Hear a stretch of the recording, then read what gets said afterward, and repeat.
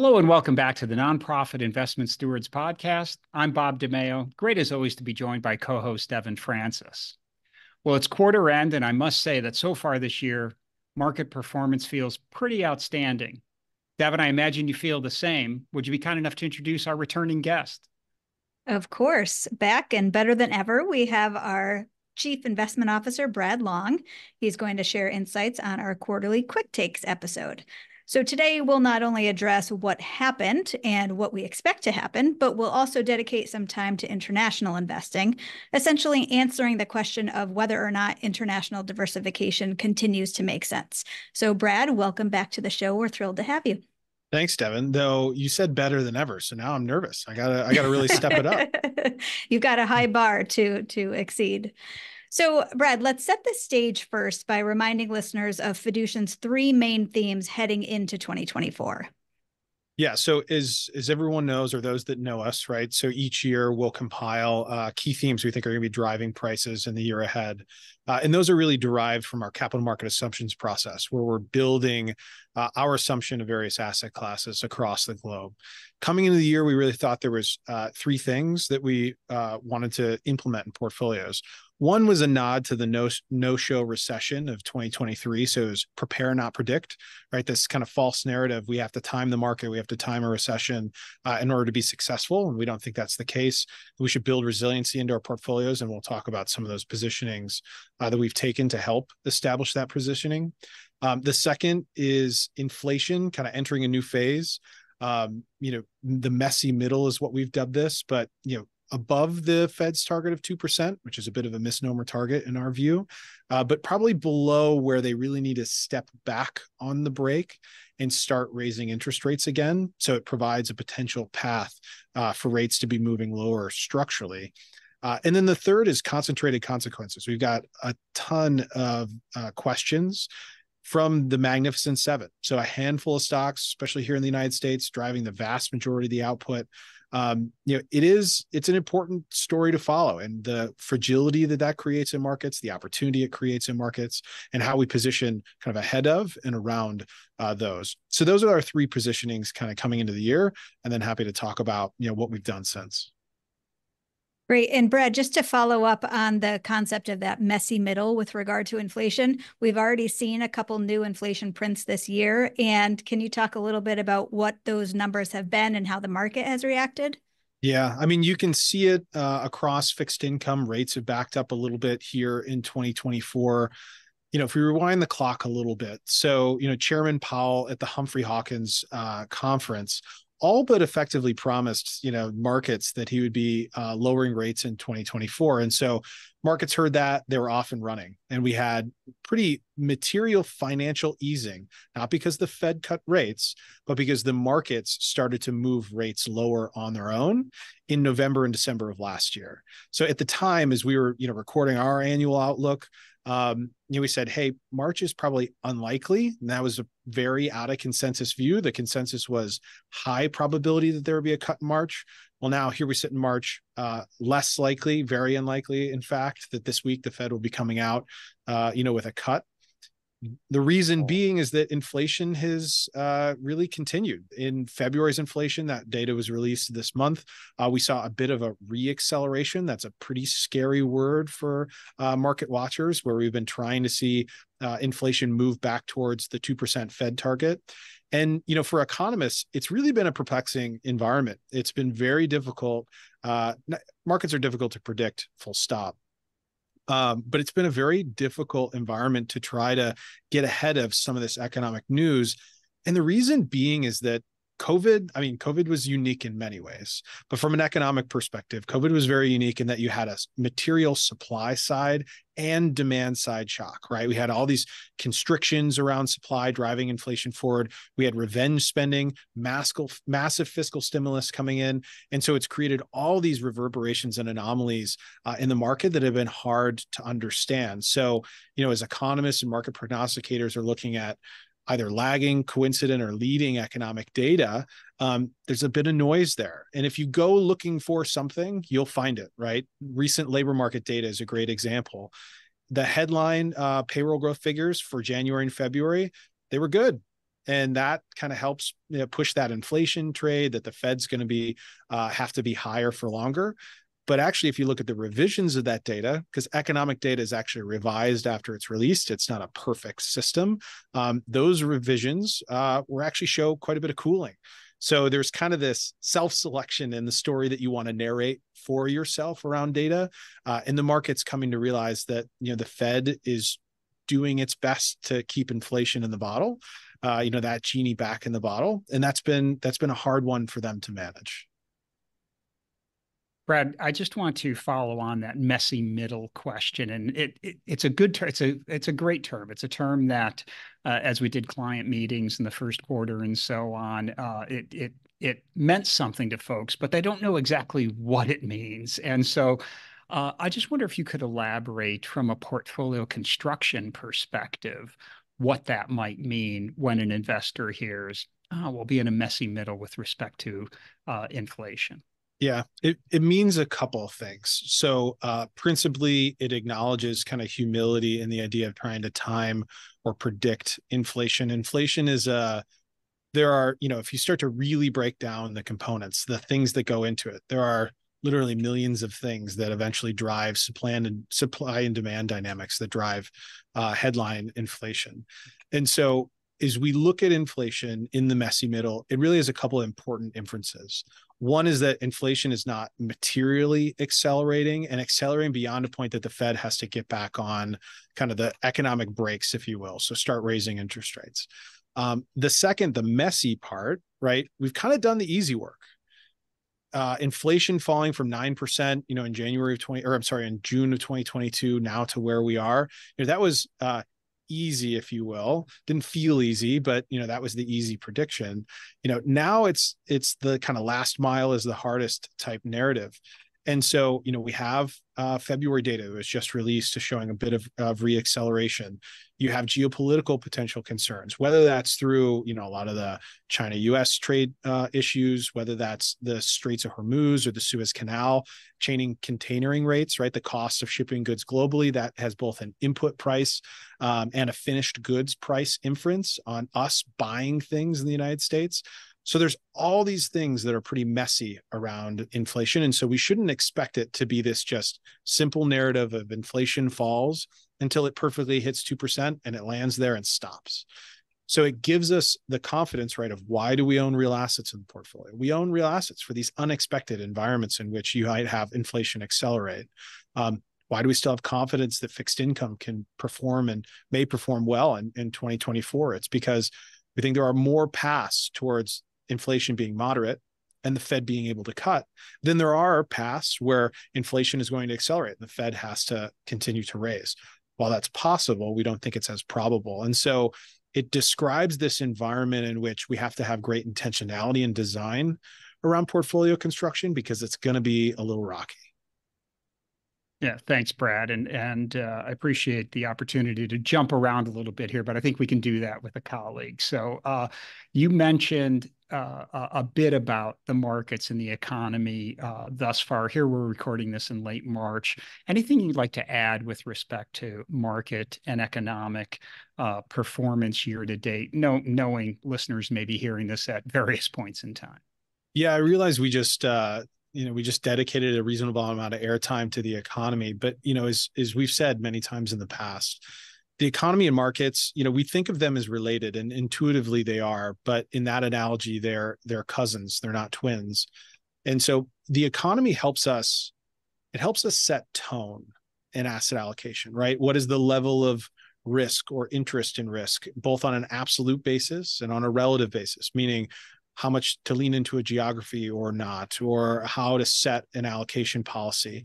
But again, if you perfectly time the economy, you would mistime the markets. And so as we then, use the important economic data, it really then comes back to markets. And coming into the year, there's a couple important things we would note, right? So a lot of those economic headwinds and tailwinds, which we just mentioned, but mostly leading towards modest or moderate inflation, probably above the Fed's target, but not frustratingly so. A path towards modest decreasing in interest rates. We don't need 5 cuts or, what the predictions were at the beginning of the year, but moving in that direction. And so it helps us establish portfolio positioning. It's also, as we think about markets and we think about forward-looking markets, not rear view mirror, but looking through the windshield, there's not a whole lot of differentiation across key asset classes in today's world. So cash, in today's interest rate environment, it's earning 5 or maybe a little more. Intermediate fixed income, probably earning about the same depending on the strategy. Technically, the treasury curve is inverted, but you're effectively going to come up with a similar type of return. Obviously, you're going to have a different duration profile, which we've said we have interest in. And then when you look at long-term returns on equity, especially U.S. equity at today's current valuation, so we traded about 20 times forward earnings. So for those that don't speak market speak, that's a fairly expensive level. Doesn't mean it couldn't go higher, but that translates into, call it a kind of a low 6% rate of forward-looking return. So if you think about, you can get fixed income in the mid 5s or close to 6s, or you can take on equity risk and get kind of, low 6s, right? Historically, there's a bigger gap there. And so that has important inferences to us on, where we're allocating and why, and help drive a lot of the positioning, as we build into portfolios. And so as the market has kind of come off that, it has to be a Fed rate cut in March, right? That was the narrative in December and in January. You've seen a bit of repricing in fixed income year to date. That's also kind of put that bid back under U.S. equities. The S&P's up, over 8% year to date at the time of this recording. And so the positioning that we employ, again, trying to stack probabilities in our favor, is using those opportunities to help kind of deploy capital in a prudent way. And that's why we position the way we have for 2024. So, Brad, you talked about the expectation of kind of moderate inflation levels, modestly decreasing interest rates throughout the year. Are there perhaps any unusual takes or less obvious scenarios or less likely outcomes that investors should think about? Yeah, from an economic perspective, it's kind of a tale of two cities, right? So again, if you go looking for the data, you'll find it. The two cities are the recession camp and the, call it retail or consumer demand camp. What economists and other recession predictors got wrong in 2023 was just the extraordinary spending from households, and that really drove economic productivity and economic GDP up.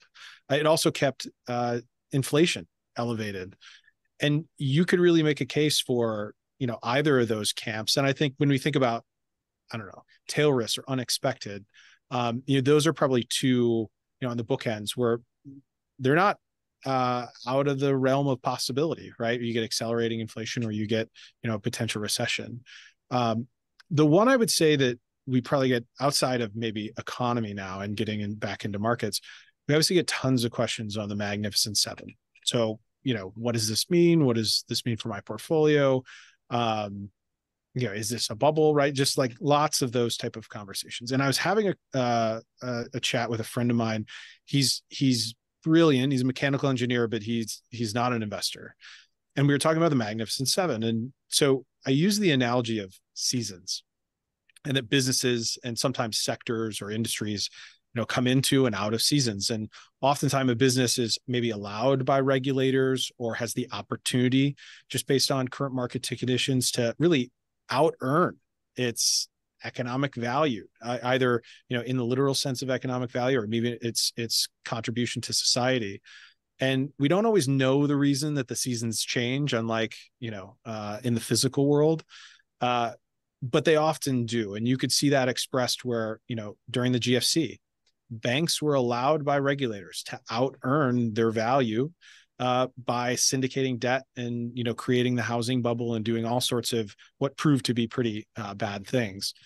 It's not that the Magnificent Seven has done anything nefarious in that way, but as you look at potential regulation of those businesses or changes, kind of those seasons, it's unlikely that they will continue to succeed at the same magnitude that they have in the past. So we have no idea when the Magnificent Seven fall or winter, if you will, to try to carry that analogy, will come.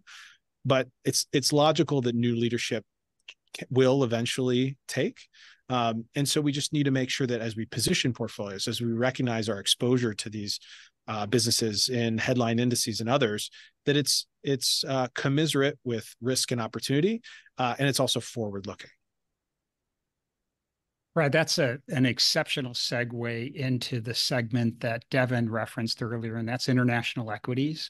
And whether it's the Mag 7 or just U.S. equities overall, there's been such a period of domination that committee members and investors in general are scratching their head and saying, boy, does it really make sense to continue to diversify on a global basis? Why don't you share your baseline considerations around that? Yeah, it's such a meaningful question, and it's one that I sitting on that side of the table, I completely understand. At the risk of being too high level, and then I promise I'll go deeper. If we sit down and we say, how do we want to construct a portfolio? We would be really narrow in our view to say the US is the only game in town.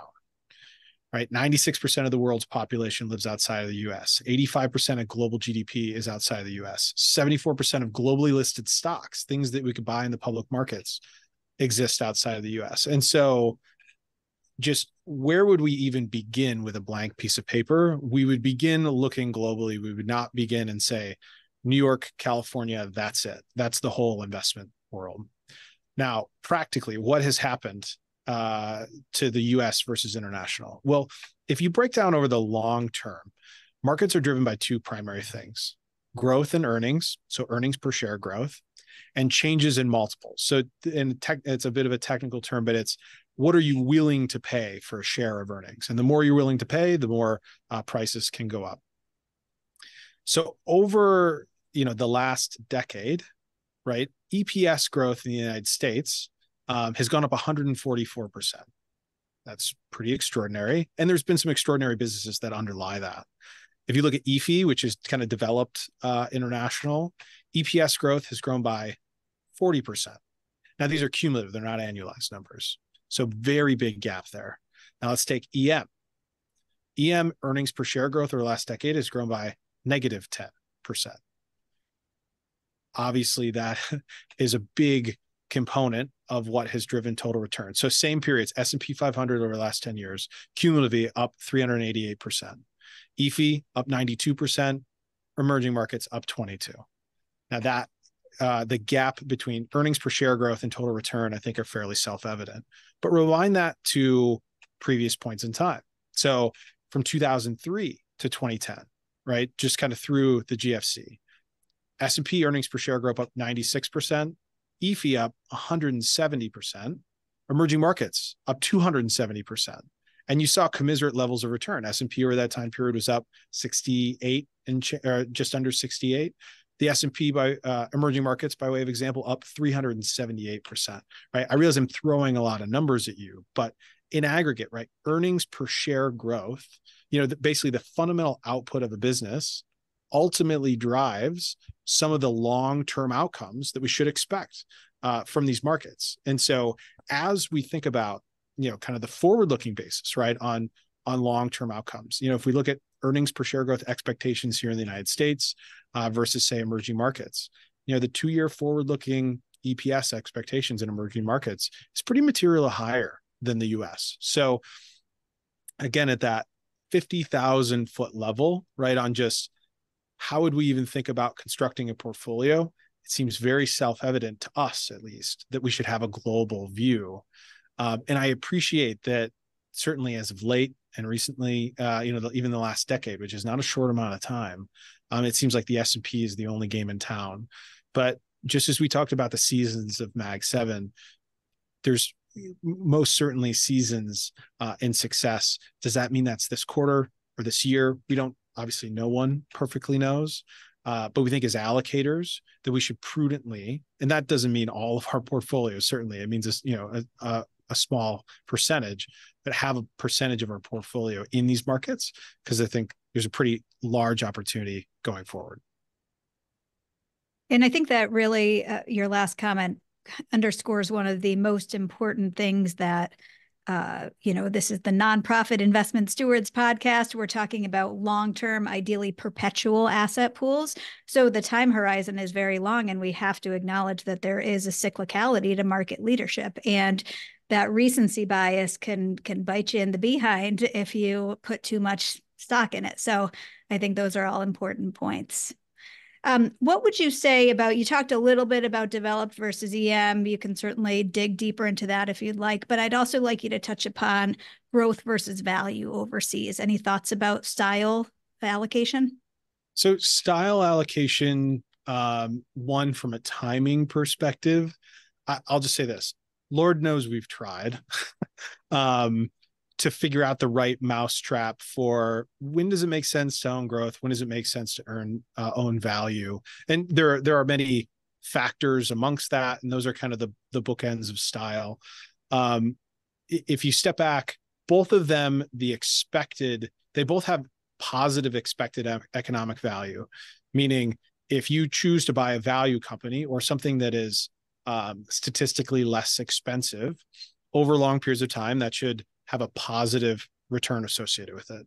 Same thing as if you buy a business that has above average revenue earnings, growth over time, especially relative to the market, that is a positive economic value associated with it.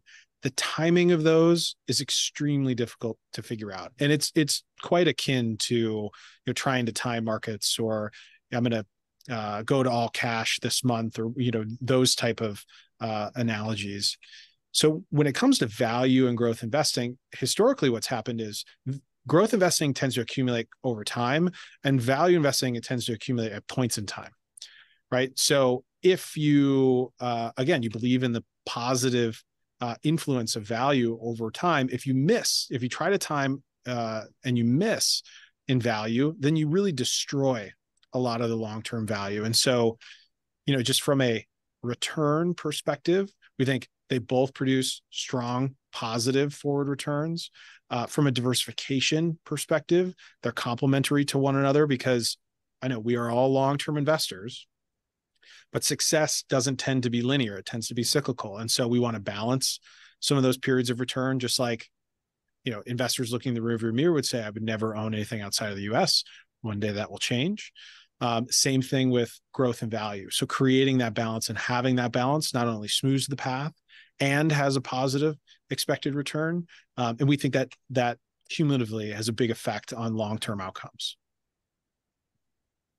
Brad, let us ask you to add anything else you'd like to on the benefits of international or global diversification. But then beyond that, and given your earlier points about the importance of diversification, any other asset classes or strategies that investors should be thinking about with this prudent, thoughtfully diversified mindset?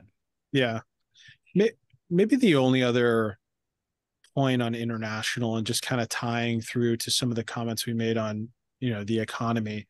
We are, and this is a little bit more of like a Brad Long take, not it's embedded in our portfolios everywhere, but we've entered more into, much more of a multipolar world. And that the manifestation of that is going to come in interesting ways. It's likely, in my view, it would likely increase things like economic volatility as you get trade wars and spats, or you get, deporting or importing inflation, you get currency debasement or manipulation. And that creates both opportunity and risk across multiple geographies. And the taking advantage of those, or avoiding thoughtfully, right, those opportunities does create even more opportunity across the globe, not just here in the US. So I'd say that, frankly, that's hard to quantify, but it's something that's kind of observed anecdotally, and we're starting to see more evidence for. And I think it just helps solidify some of that positioning abroad.